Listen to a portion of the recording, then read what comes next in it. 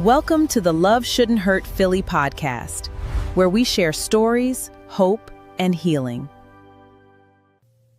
Welcome back and good evening to another episode of Love Shouldn't Hurt Philly podcast. Tonight, I have a very special guest who's near and dear to my heart. But before we get into the conversation, let's remind folks while we're here, if you or anyone you know is dealing with any form of domestic violence, dial the National Domestic Violence Hotline at 1-800-799-7233. This is episode 3, guys, of our What's Love Got to Do With It episode series. And we are talking about what my daughter saw and what was love for her growing up. So tonight I have an amazing guest, and she is my beautiful daughter, Alina Ortiz. And I'm so excited to welcome her. Thanks for being here, baby girl. What's up? Hello. I'm excited to be here. You're excited? I'm glad you're excited and you're not nervous. If you know anything about me and her, we're a mommy and daughter duo that's extremely close. So tonight, if you saw our previous episode a few months ago, you know how emotional we get. So we're going to try. Okay, let me be honest. You know how emotional I get. So we're going to try our best to keep it cordial, keep it friendly, and not have too many tears tonight. So you ready to go? Yeah, I might have some tears though. No problem. So tonight we're talking about love. So you know that our past 2 series, we spoke about self-love. That was our first episode. Our second episode was talking about grief and how it affects our ways of love. So I wanted to come back and circle back to the conversation of the forms of love that you watched as you grew up and what life was like growing up with a mother who not only dealt with domestic violence, but a lot of just abuse and just different forms of unlove throughout my life. And being a child of a single mother is hard enough, but dealing with those forms of abuse kind of attribute to that as well. So I have a few questions for you. Again, feel free to ask me questions if any come to mind. I'm scared. I shouldn't have told her that. So my first question for you today is really important. So when you think of the word love, what's the first thing that comes to mind? Self-love. I feel as though you can never have a healthy love or a love that supports you or a love that validates you or that makes you feel good without feeling good within yourself first. I love that. So that coincides with obviously our first show when Amanda came on and we spoke about it. So that's super important. And it's amazing that you saw the show and you recognize that, cause it's important. Right. I think a lot of the abuse and a lot of the effects of what I've dealt with throughout my life, were a hindrance to me because I didn't have that self-love. So it's super important. I'm glad that, she's learning something from me, guys. She says self-love. Well, can I say that this is from my favorite movie, A Perks of Being a Wallflower. But there's a quote, you accept the love you think you deserve. Absolutely. And it may not be that you actually think you deserve that love, but in that place of life that you may have been, you will accept anything that you may think that you deserve in that moment. Not within yourself, but you might feel like, well, right now I'm like, you accept less based off of what you're going through in the moment. Like when it comes to, well, I'm in college. So I'm like, well, I don't know. Like, I'm going to pour more into my schoolwork than myself. You accept what you're going to put out into the world and you accept what you put into yourself. And I feel like that's the biggest thing. And that's the biggest factors when it comes to yourself and regular, like relationships with other people and relationships with yourself. And if you don't have a good foundation, you're not going to work out with yourself or with anyone else in your life, whether that's friendships or relationships. All right. So it's super important for people to know what it's like, right? Being in a household where you have a mother who's dealt with so many forms of abuse, not only in the physical sense, but also in the mental sense. So super important to kind of evaluate past to present, right? So how would you define love as a little girl versus now as a young woman? I think, what do you mean by little girl? So clearly you're not a little girl anymore, right? Yeah. You're 19 years old. You've had a lot of different interactions and just life circumstances have already happened for you. You're not a baby anymore. You're not 3, 4, 5, right? So when you're thinking of a kid, maybe like 8, 9 years old, when you're younger and you thought about love was just like something simple. Watching cartoons, you saw love on TV, right? But now you're 19 and you've had different experiences. So thinking back as a child, when you thought of love when you were a little girl, it was like, oh, I love my baby doll and things like that. But you're older now. So what's the difference in your sentiments now that you've I think that obviously when you're young, love is very naive. And when I speak about love, I'm not just talking about relationships or friendships, I'm also including yourself. I think that love can absolutely be naive also when it comes to yourself. When you're young and if you don't have the best examples of love, I'm going to be honest. Yeah. Obviously growing up, you were a single mom. I didn't know what it was like to see a mom and a dad, but I did see a strong woman that had a great head on her shoulders. I saw a strong woman who wanted so much for herself, and I knew that was my prime example of love. So I will say that it was only naive because I only had one great example of love. And while that was great for the time being, obviously, while I grew up only having that one view from one person, it got rough as I got older, especially as it came to my own connections. And the more older I got, like going into high school, obviously I was young and I'm Hispanic. And let's talk about that. Hispanic parents don't let you date unless you are 18 or maybe 30. But 30, wow. But I will say that going into freshman year, you can even agree on that. Yeah. You were more strict back then. Obviously, I'm older now, so things are different. But there was different standards, I'll say that. Not strict. There was just different standards and values. And especially a mom and a daughter. So I would just say that I was very naive growing up, but now I have a very great outlook on love. And I think that's because of the growth and because of everything I've went through throughout my life. And I will say that I don't regret growing up with just you there. And that I say it to everyone that I can, that I think that that's exactly why I love so strongly and I feel the way that I do. And I feel so confident about the way that I love and the way that I feel love, because I had such an amazing example that I don't doubt how I feel. I only just doubt how other people will take it. But I don't doubt the love I give, or I give myself, or give out. Make me cry, and it's too early to cry. Jeez. All right. Let's just get into the love you received from me, okay? Anyway, growing up, we've had a lot of different phases in our life, right? And it was funny because most recently, I have a sorority sister who has 2 daughters, and she talked about their different personalities, and I wonder what the future is going to look like. And I said, well, as they get older, it gets harder, right? Because it doesn't get easier when you're raising girls. They have a lot of temperament. They got a lot of attitude. And I told her, around the age, maybe like 8 to 10, she couldn't stand me. She hated me, right? Because that's when I was really putting down the law and always, telling her, you got to do your schoolwork. You have to do this and that. And she could not stand me. And she can attest to that. She knows that. But as the relationship grew and as we got older, I think probably because of what she was starting to feel and some of the answer that she just gave, our relationship was able to kind of grow into what it is now, which is a firm love, right? Yeah. We know that we fight like cats and dogs. But when we do, it's minimal, maybe like once a month. Yeah. It's not something that's often because our love is so strong as a mother and daughter. So here's my question for you. Growing up, when did you most feel loved by me? The funniest thing about my answer that I'm about to give is that at this point in life, we hated each other. When I was little, and I know hate is such a strong word, and I'm not saying it like it wasn't actual hate. That's why I want to put that clarification. But I was so little that's what I thought I felt. And I was so young. Mind you, we're talking about like 7 to 10 or 12. Yeah. No, not even 7, like 9 to 12. 8 to 10. She's extending that time. No, I'm just trying to remember. You know better because you were older. Like, obviously, I was young, but you know better. So, like, 8 to 12. But I will say that I did feel my most love because although we argued so much at this time period, because I was young and I just didn't want to listen to you, I knew that I was like, dang, my mom's not going to let me do whatever I want, but dang it, at least I have a good mom that cares.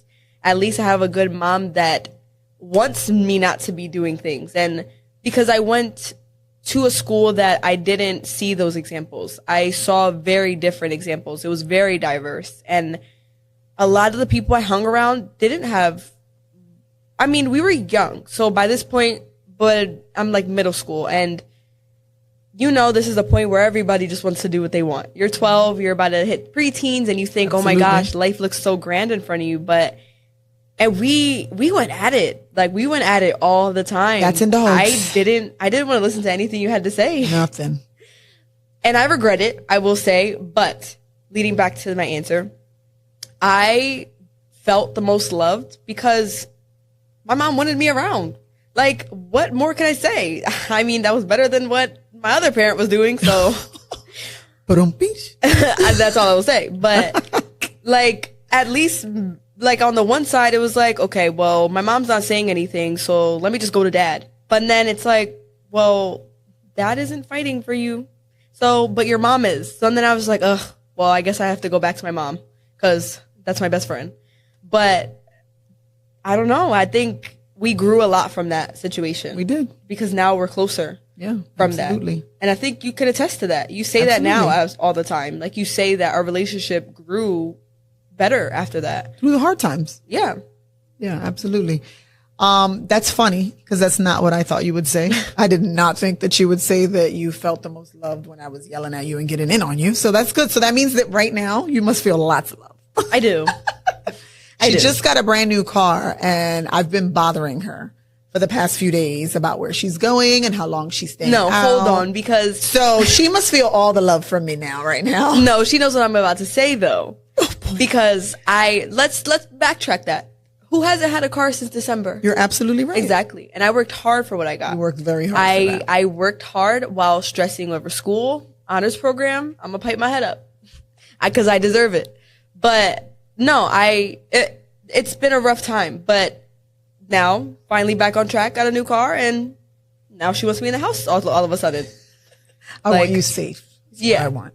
All right, next question, because I think it's important for us to know the good and the bad, right? So, you know, I love that she's giving off a lot of positive vibes, but there surely, obviously, were moments that were difficult for her in raising a daughter and kind of pushing through this moment. So my question for you was there ever a time that you wished that I loved you differently? I will say, and this is no offense. I'm not taking anything you say tonight as offense. It's free for you to be honest. No, but our relationship is very good right now. Very great. Like, I would not change anything. I think we could just keep on going. Like, we are just very good. We're very close. We're best friends. But I will say that I feel like we're at turning points in our lives. Both of us. Absolutely. I think we're both hitting milestones. Like, we're hitting those points in life where you're going into a different part of life and you have no idea what's about to happen. Absolutely. And I think we're both in those times. Like, you're hitting like that second age of life where you're like, okay, I'm ready to live for me. Now my daughter is growing up and it's time to now start thinking about me again. And I've said this since I was younger. You are so selfless.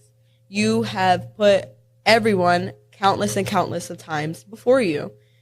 And I think that that's also because you were raising me for forever. So obviously you have a kid, you're going to always put their feelings first, and then slowly those walls will come down where you'll start letting other people, you know, and you'll become more lenient.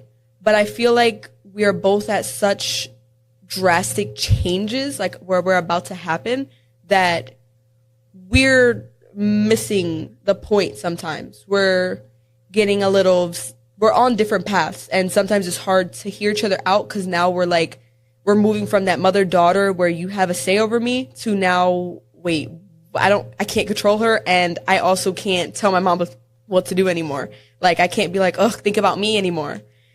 So I think right now is where we get a little like, where we barely fight. But when we do, it's just like, you could just see it. Like, we're just like missing the point. And it's like, we're arguing just to be heard because it's like, we don't feel like the other one's listening, when it's like, we both understand each other, but we just want to hear each other. We want to have our say first.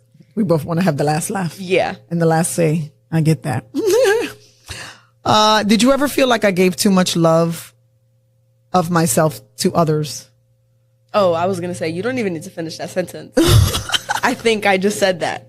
I think my entire life that I've been in your life, because obviously you've had lots of life before you.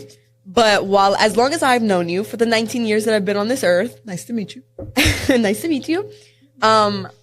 I think I've never, and you should listen to this part. I don't think, and still, you still put everyone in front of you. And I don't think you fully learn. I think you're learning, but you're still very lenient. And I think you have lots of selfishness you still need to grow into. And I think that you're too scared of being looked at as the bad guy because you're choosing yourself, that you'd rather put it to the side for just a little time being. But you're getting better. I will say that. You've gotten, not even a little, you've made so much progress in the years now that I see you, now that I'm like, wait, now I have time to really pay attention to my mom and it's not just all about me, that I'm like, wait, like, she's living life for the first time too. I can't be mad at her. I can't stay mad at her because it's like, wait, this is my best friend. And I love you and I just want the best for you. But I will say that I feel like that's your biggest challenge. Well, she gave me some positivity after she checked me, y'all. I appreciate it.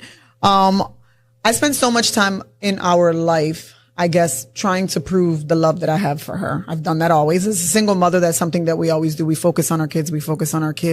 And we worry about them. And that is, I think, a part of that. And even when I was growing up with my mother, I realized that a bigger part of her worrying about what time I came home, what clothes I wore, who I was with, it drove me crazy. But as I get older, her and I have had conversations that my mother was not big on saying, I love you.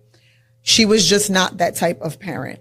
Did she love me? Absolutely. And she still does. But my mother's way of showing love was really acts of love, doing for me, making sure that I'm okay. I'm 45 years old and she still comes to my house and cleans my home and puts my laundry away. So that's the way that she always showed me. But she worried so much about me. And even at this age, she worries about me. So now that we're getting older and tables are turning, are there moments that you worry about me and why?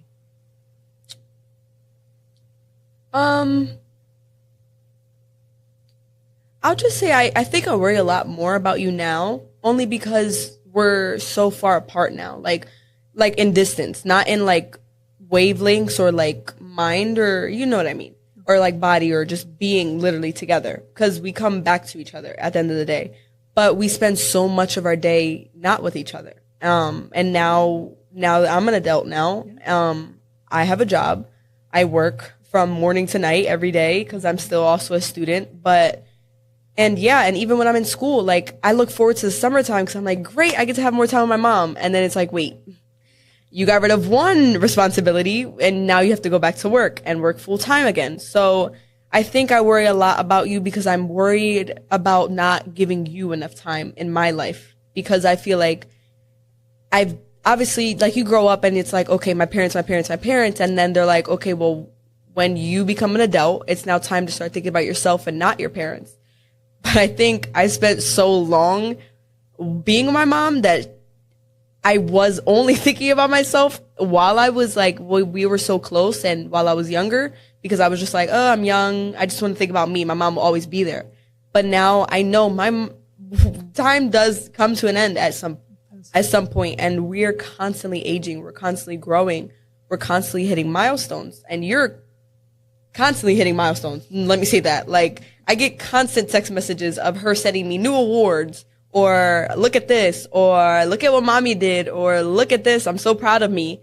And I'm just like, I'm so proud of you and the woman you're growing into now that I'm growing up, because I remember for so long you were afraid of that. You were afraid of me leaving. And I will say that that's normal, of course. But for a single mom and a daughter who have only had each other our whole lives, it's a different type of afraid. This has been my caretaker and this has been my comfort source, and my mom is mine. Like, that's how I look at it. And it's like, back off world. And then now I feel like it's like, back off world, my mom is now yours again. And I don't know. I just hate it. Like, I don't like it because I don't like sharing my mom. And she knows this. I hate sharing her. I love my mom, but now I know, but that's also because I was young. I could do that. But now I know, I'm just like, I can't. Like, now it is her house too. Like, like, now I have to, like, I don't know. Like, I can't just be like I can't be on her all day long like I want to be. And I just worry so much that I'm going to miss the special moments. I'm worried that I'm going to miss the moments I can never get back. And I don't know when those moments will be. So my problem is I want to be with her all the time, but I can't. I feel like that's funny because it feels like we're kind of switching places, right? We're in Spanish épocas, right? We're in different places in our lives. And I guess to put it in a better retrospect, I'm now at a place where my daughter is going to leave soon and I'm going to be an empty nester, right? And the thought of getting into a relationship and having this second part of my life and having this person in my life and it not being my daughter is difficult for both of us to accept. But it's funny because I feel like we're switching spots because you're saying you're missing moments with me because now you're working and you're doing things and I'm not there. But growing up, that's how I felt because all these big moments, I was there for as many as I could be, but I was the only provider. So I had to be at work. When she took her first step, I wasn't there. My sister was there. So it was really sad for me at that time because I felt like I was missing moments. And now it feels like we're kind of changing places now that you're getting older. But I think we're changing places because of that. If I didn't see that, if I didn't see you struggle, if I didn't see the hard moments, then I would be obviously ignorant to it. I don't think that I would be me if I didn't have the struggles that we had. If I didn't see what I saw growing up, if I didn't have to grow up faster, if I didn't have to mature from a young age, I would not be who I am right now. Absolutely. I see it. I see it with my friends. I feel as though I'm in a different place, like steps wise or process wise or life wise, than most people my age. Only because I was forced to be a little bit more mature than those around me. So I still carry that in me. So I still feel as though I don't want to be out partying. I don't want to be out worrying about all these things because I'm like, ugh, I got bills. Mind you, I only have one bill. It's a pretty big one. That's how it feels. And it's because I have such a good foundation and that when I grew up, I saw you struggle. I got to see the foundation. I didn't have to make those mistakes because I already saw them. So I feel so grateful for you. And now I'm like, dang it. Now she doesn't have to strive to put up with me or like, not put up with me. That's a wrong way. But I mean, she doesn't have to force herself to be job to just make me happy anymore. Now it's like, you can work for you. You don't have to strive because you don't need everything in the world for me anymore. It's now I can take care of myself. And you still struggle with that. You don't like me taking care of myself. I don't like it at all because she's my baby and I refuse. Yeah, like we sometimes fight literally just so she could take care of me or that I could stay home and not struggle. Or like she'll be like, can you tell me you need something? Can you tell me you want help? Welcome to being a parent. You'll learn that one day. It's difficult to let go. Yeah. I didn't want to cut the cord. Yeah, I still don't. I don't. Okay. We're at the halfway point, guys. So as you know, we're here for a purpose. And if you or anyone you know is dealing with any form of domestic violence, reach out to the National Domestic Violence Hotline at 1-800-799-7233. If you're joining us later on in this episode, I am accompanied right now by my beautiful daughter, Alina. And we are circling it back because a few months ago, we spoke about what she saw when she was growing up with me. The first half of the show, we've talked about all the different forms of love that we've seen with one another. But now, the second half, I want to talk about what she saw while watching me love, right? Because that's how I termed it every time I talked about it online and I talked about this show. I put quotes next to the word love because oftentimes when we look back at my relationships and not even oftentimes, almost every day, when I think about the love that I thought I was in, a lot of those moments weren't love. They were those things that were lustful or just infatuation or really the need to just have someone there. If you're someone who's dealing with domestic violence, you know that oftentimes we look for love in all of the wrong places because we don't find it within ourselves. So getting into that discussion about the love that you saw me and how it affected you.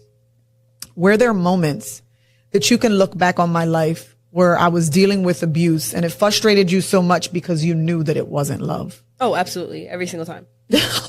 I don't need to think about that.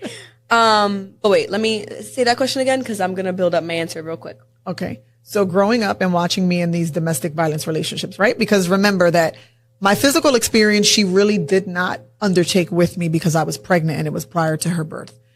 My mental and emotional abuse, you did see a lot of. You lived with me, right? And you grew up through that. So what parts of those times that I thought that I was loved did you realize, wait, this is unhealthy. This isn't love?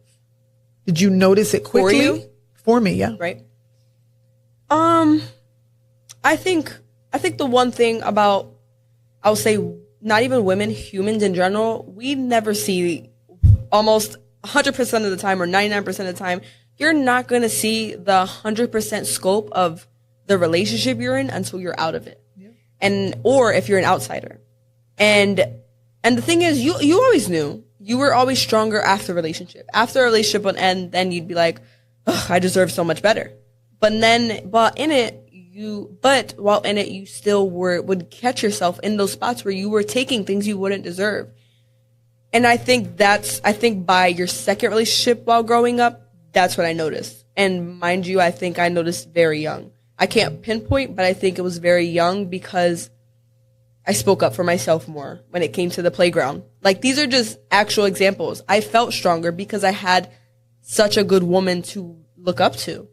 As a kid, everyone will tell you, I don't think since I was younger, anybody walked all over me.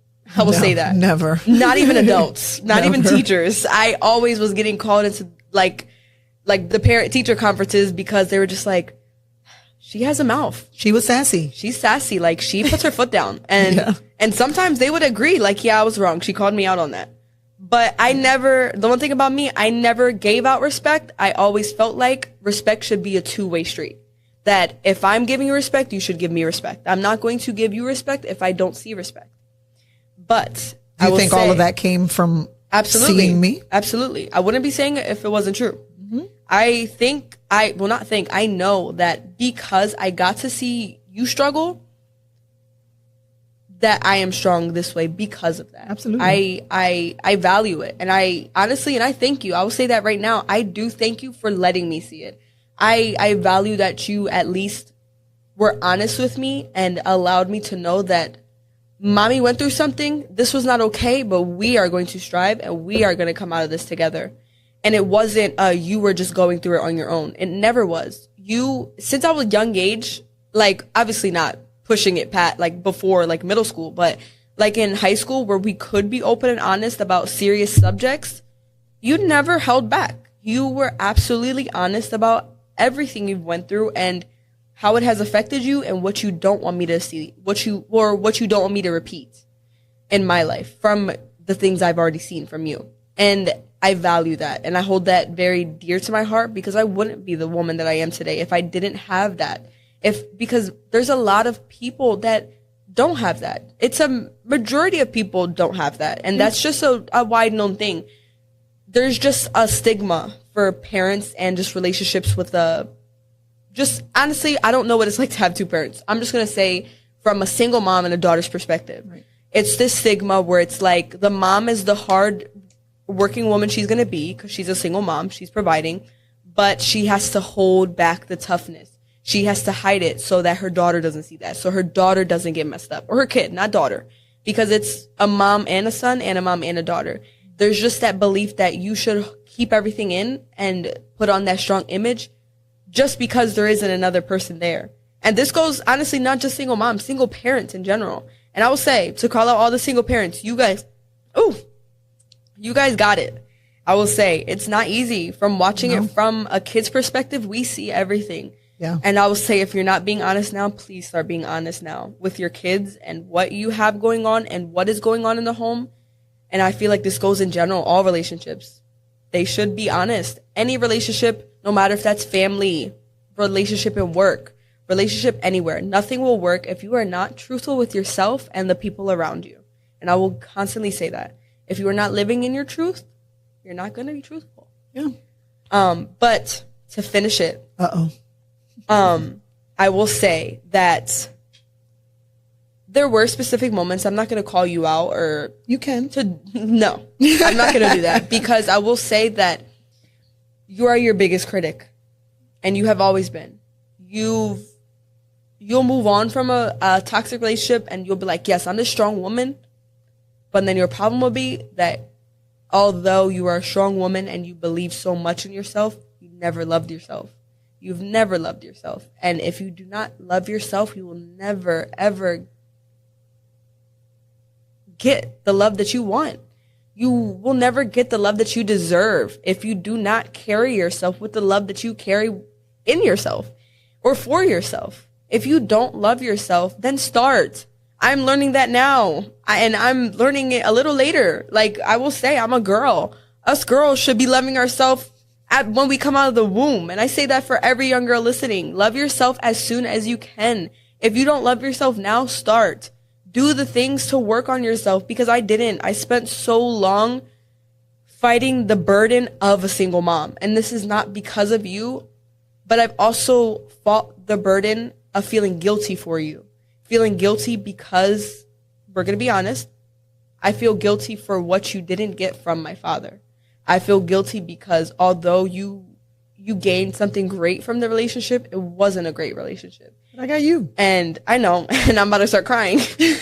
But I said this, and I have always said this, that if I could take it back for you, oh my God, I'm going to cry. Okay. But it just makes me emotional because I just think that you deserve so much. And I hate that you haven't got that. And I'm sorry. Okay. I'm sorry, I look like a dork, but I just feel like Mommy cries on all the shows, so don't make fun of my daughter, guys. This is just healing. It's just good to have a girl talk, but I just think you deserve so much better. And I think for so long you haven't. You've stopped yourself from gaining that. And I feel like I've never got to be upfront and honest with you about that. Aww. But I just feel like you deserve so much better. I'll find it. And I want it for you. Sorry, I'm such a dork. I'm not brokenhearted. Promise me. This is just my love. I'm just a dweeb, just like my mom. But she called me a dweeb, guys. You say it about yourself. I know. Well, I promise you that at some point in your life, Mommy will find that love. But you know what's funny is that we continue to have these conversations, but whether I'm in a relationship or not, I think I'm in a good place now. And I think that finding that love of myself, 100%. I definitely have it right now. So I think that whether I find that person that makes me happy for the rest of my life, or I remain single, as long as I love me, which is something that I have lacked for a very long time, I will be good. So I appreciate you worrying about me, but this is your time to shine. Yeah. And this is your moment. You're growing up, and I want you to find the love that you deserve. And this is one promise, now that this is on film and you can't take it back, and it's going to be posted, and this is something you're going to have to live up to. And I knew I was going to say this. I just was waiting. She set me up, guys. I need you to start living for yourself. I need you. You already have been, but I think the one piece that you're missing is that you still are searching for love in other places but yourself.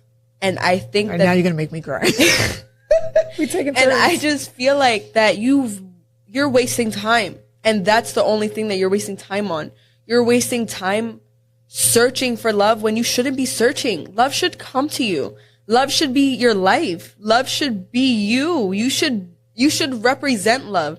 You should feel love. Love is not something that you should be giving just because you have a man by your side, or a woman, or anything, whatever you're into out there. This goes for everyone, not just her. But I think that this is something everyone falls at. I think I think that a lot of people, hold on, let me backtrack. I think that there's such a toxic stigma just surrounding the topic or the idea of love. Yeah. And I feel like love has been so misconceptualized. Yeah, absolutely. And I think that love as a concept has always been, well, you have love. Obviously, you have love for your family because it's blood. Yeah. You can't choose it. But then you're supposed to give love and show love and represent love once you get into a relationship. Or it's always, I feel like when we talk about love, there's always another person involved. It's always relational. It's always relational. Yeah, it always absolutely has to be something like it's like a transactional. It's transactional. Transactional. Absolutely. That's a great word. That is a good word to use. Yeah. College student, guys. College students. LaSalle scholarship. Yep. Scholarship, honor student. Got that. But no, I will say that it's so transactional.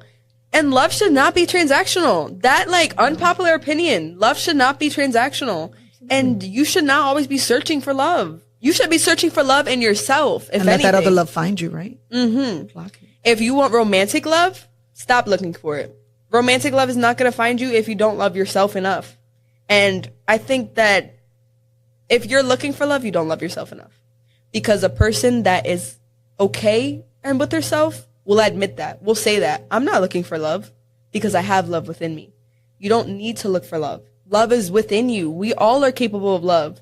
But it's that conception. But I feel like it's just been the start of the meaning of love. I think, because let's backtrack. Love started from the Romans. It started from what? It started from...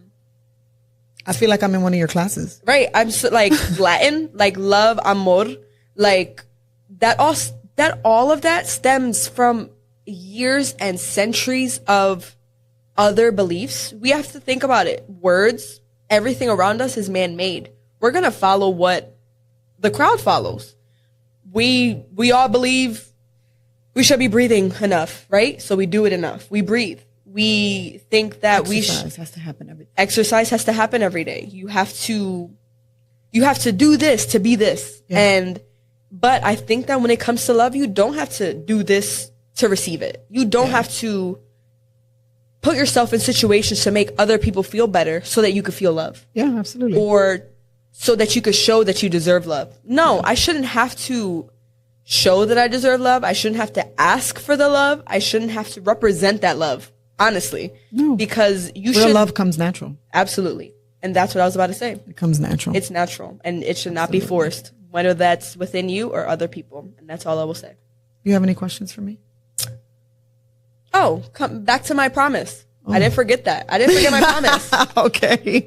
So there's the promise. No question, but there's the promise. Yes. I need to make the promise? Mm-hmm. Okay. So I already said that I feel like you've always been looking for love.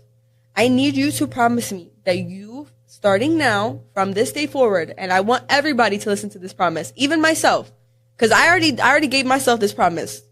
I'm already holding myself to I'm waiting standards. for the promises. Oh yeah, hold on, but I gotta pipe my head up for a little bit because I'm strong and I will give myself that.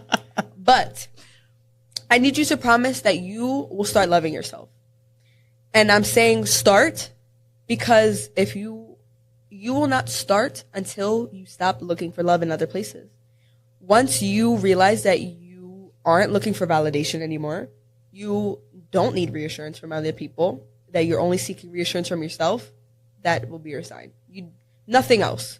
You could still want love from other people. Obviously, that's okay. All of us do. But I think that shouldn't be the only love that you settle for. And I think that that's what you're waiting on. You're waiting to settle on love instead of letting that love come to you and just letting it happen. I think you've been put in situations where you have had to force yourself to explain what you meant. Over-explain yourself, overexert energy, love someone else more than yourself. And that does not get you anywhere.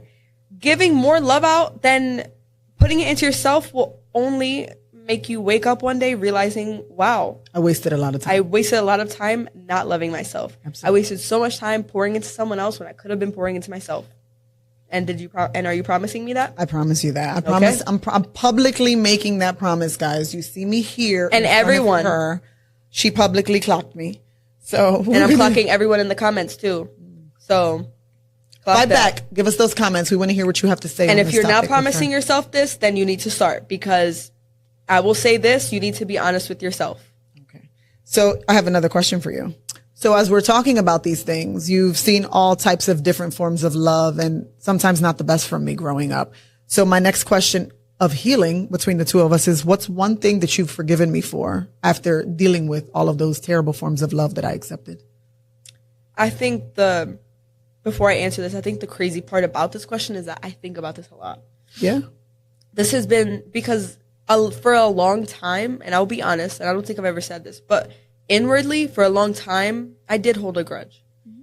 But only when it came to you not loving yourself enough. I just hated it because it was like, you could tell me you love me so much. You could tell these men that don't deserve you that you love them so much. And you could leave these relationships saying, wow, I'm so strong. I left that. I'm so strong.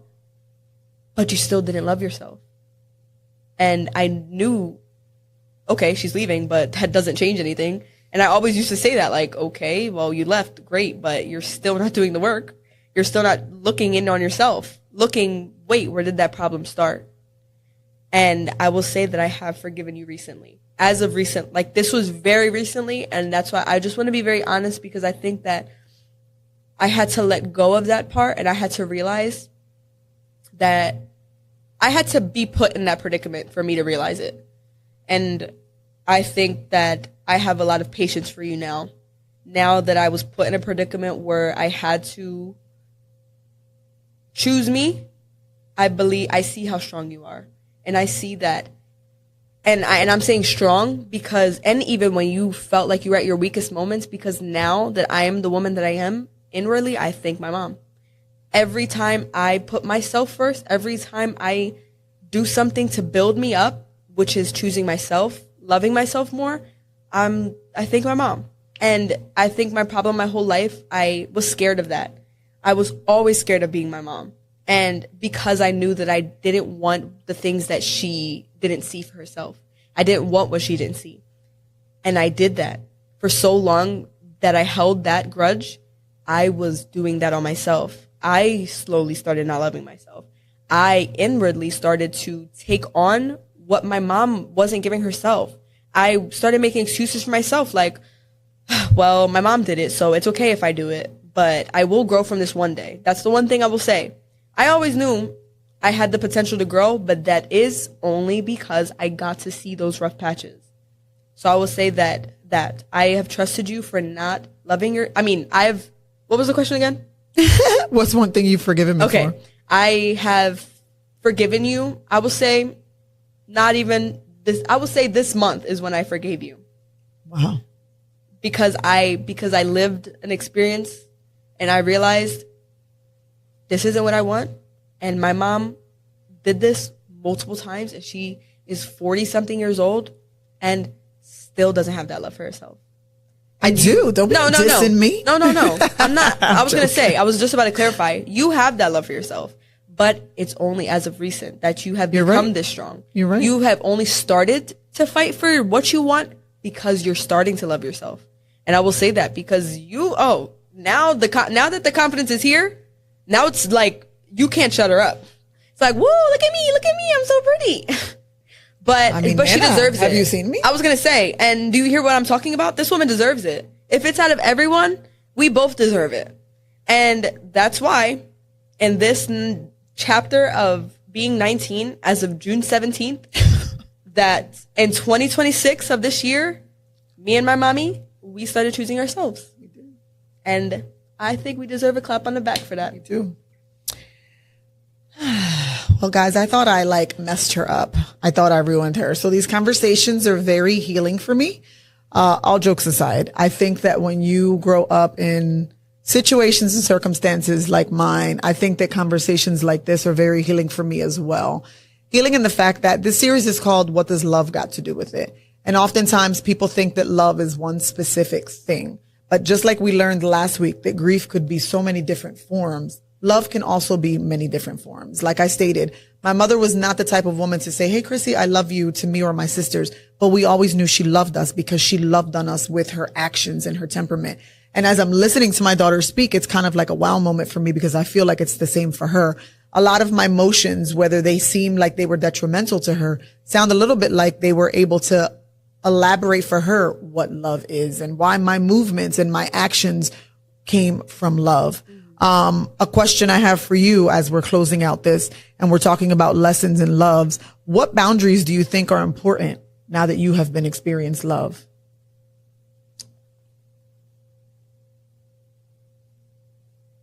I'm trying to think. Boundaries. I know. I want a good answer. Okay. Just give me a minute. Because if I gotta clock the audience, I need to have a good answer on standby. We got to do like Jeopardy and do the right. I think, well, just to build off of the self-love talk, 100% first. Wait, question again? The boundaries. Boundaries, yeah. You can't have boundaries if you don't love yourself. So I will say that I can't really speak for boundaries because I haven't loved myself only until now. I cannot speak on what I don't know about, truthfully. But from my idea and what I've always wanted for myself when it comes to boundaries, respect. Absolutely. Respect. Number one. You cannot have boundaries in general if you don't even respect yourself. Like, you can't put a boundary in place if you don't respect yourself enough to uphold those boundaries. Yeah. So I knew I couldn't even put any boundaries in place because I never truly respected myself enough. And that's only because I'm now learning it. Now that I'm actively learning it, now I'm like, wait, I respect myself enough to know I didn't deserve that, but I deserve so much better now. And so respect is a great one. Self-love, because that's a boundary to me. I feel like unpopular opinion, your self-love is a boundary because I think that people will get intimidated by how much you love yourself. And a lot of people get intimidated on the choices you make when you love yourself so much or when you respect yourself. Not even love, when you respect yourself enough. And I think that's a great example of loving yourself and choosing yourself. But respect, self-love, none of that will be there if you don't respect yourself. Absolutely. But I'm only now, and I'm saying all this because I'm late to the game. Yeah, you're learning that now. Yeah. You're not as late as you think you are. And I'm grateful for that. And I will say this, I have told myself and I have congratulated myself every single morning that I wake up. And I think that that is what pushes me every day now. Good. I believe that now that I'm in this stage of life and now that I'm moving on into such a broad world now, I have so much in front of me. Absolutely. I have law school. I have a choice to go to law school. I have a choice not to go. I have so much worries. I have so much freedom that it's like, wait, what do? I don't know what to do. I don't have people telling me I can't do things. I don't have, now I'm on my own. But I will say that those, I said 2 or 3 boundaries? Mm-hmm. I will say that you cannot have any other boundaries until you have those. Absolutely. All right. So we're getting to some closing questions now because we're coming to the end. So if you could tell every daughter who's watching and has a mother who has struggled like what you had gone through different difficulties, what would you say to them? If someone's watching right now and they're looking at the screen or they're listening via Spotify or Apple Podcasts, and they have a mother who's gone through unhealthy love, who's gone through domestic violence, single mom who struggled, sometimes no electricity, car being repossessed. Single dad. Single dad. Yeah, it could be a single mother, single father. So we've had a lot of difficulties. So my closing question to you for people who are out there and a teenager at your age who is watching or could be listening right now, what's something that you would say to them? I would look at that camera and give them a message. Absolutely. I will say, choose yourself. Always. Never, ever, when it comes to any relationship, mom, dad, friend, foe, anything, always choose yourself. If you believe in yourself, believe in yourself. Stick to it. Stick to your opinion. Stick to your beliefs. Stick to what you deserve and never let anyone stop that or pass that boundary, because that is a boundary in itself. To love yourself and to respect yourself and to have that aura and to carry that with you, never let anyone beat that down. And that goes for any stage of life, because it can start as young as elementary school, middle school, and that starts as early as bullying. You accept what you think of yourself or how you view yourself.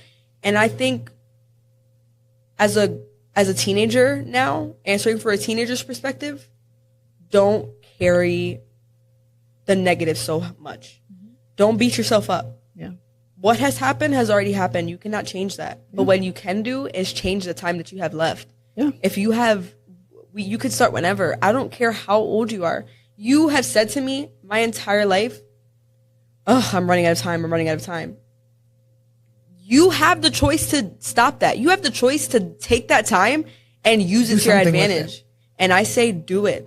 Do it now. Do it late. Do it however you feel. Do it no matter what. Take the risk. We only live once. And I don't think you should live in a box. Finish this sentence for me. Because of the pain that my mom experienced, I now know that I am the best version of myself because of her. Oh, I love that. Que linda. I love it. Guys, if you're watching tonight's show or listening again, I hope that you took something from this conversation. Oftentimes we feel like we have been so detrimental to our children and their lives because of the love or lack of love that we've experienced, or even just negative things that life gives us. We have went through a whole hell of a lot throughout this 19 years of her life. As a single mother, we've experienced the most traumatic to the most difficult moments of walking into our home with no electricity or waking up in the morning and our car was repossessed. We've had some difficult moments that I felt shaped her and probably hindered her. And hopefully through this conversation, you'll learn that it doesn't matter what you physically have, whether you have a home, whether you have a car, whether you have name brand clothes on your back, as long as you are giving them the proper love themselves, you see what you can accomplish. My daughter is 19 years old with a full ride scholarship to go to her university, and she has excelled in so many different ways, a lot more than I have at her age. So I am so beyond proud of her and blessed. I appreciate her being here with us tonight and just talking about how she has watched my experiences in love and how they have shaped her by watching what I've been through. So hopefully tonight has touched you and tonight has made you feel a little bit of love from Alina and her mommy. Because this is what we do, guys. We love on each other. So Before we close out, let's give a message to the people who are watching. One prayer that you have for your future and those ahead of you is what? I pray that I continue to choose myself and that I never give up on myself. And that goes for everyone around me. I want everyone around me to succeed in the exact same ways I'm succeeding. I will never fail to say that. If you support me, I will be your biggest supporter. Thank you so much for saying yes to coming back here and supporting mommy. I appreciate you so much. Listen, people, we are closing out this series. We have 2 more episodes. The next episode, we're bringing Amanda back and we are going to talk about what we first wanted to get into. Unhealthy love and how it affects relationships, right? So when we spoke about this, what's love got to do with it? We all thought we were going to talk about relationships and we spoke about self-love. So now we've talked about self-love. We've talked about grief and how it avoids us having that type of love because of our forms of grief. We've talked about the types of love that your children may see because of the unhealthy loves in your life. But now Amanda is coming back and we're going to talk about unhealthy love in relationships. You're going to want to see that episode with us and we're going to circle it back with April and her husband, Zalo Castillo, who are going to talk about the love that they found after years of abuse in April's life. So you're going to want to watch it. Stay tuned. Those episodes are coming up. As always, hasta la próxima. Besos y abrazos. Thank you for listening to this episode. Stay tuned for our next episode.